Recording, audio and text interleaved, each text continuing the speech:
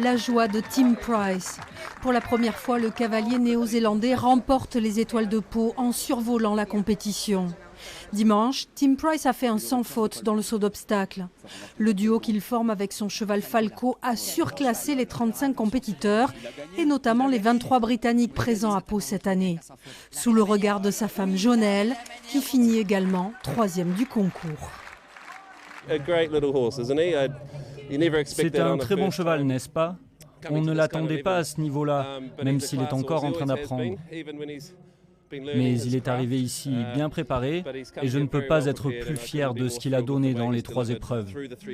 C'est prometteur pour l'avenir. Le meilleur français, Maxime Livio, termine 5e, remontant 4 places lors du saut d'obstacles. Sur Vittorio Dumonte, le Dijonnais a réussi un sans faute dans ce parcours très technique. Des bons parcours aussi. J'essaie toujours de me dire que un parcours, c'est 12 obstacles, c'est 12 questions. Il faut essayer juste de répondre à chacune des questions au mieux. Et ça enlève le stress. On se concentre uniquement sur la technique. C'est ce que j'ai réussi à faire, mais je suis très content que mon cheval ait récupéré de son cross d'hier et sauté de cette manière. Autre compétition à l'honneur au domaine de Serres ce week-end, le concours d'attelage 4 étoiles.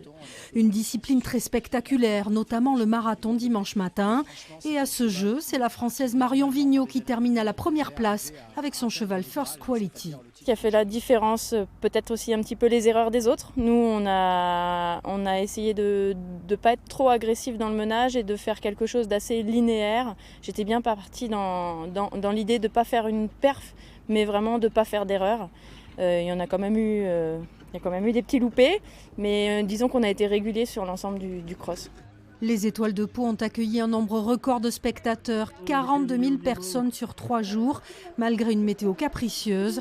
Preuve que l'élite de l'équitation attire toujours les amateurs au domaine de Serres.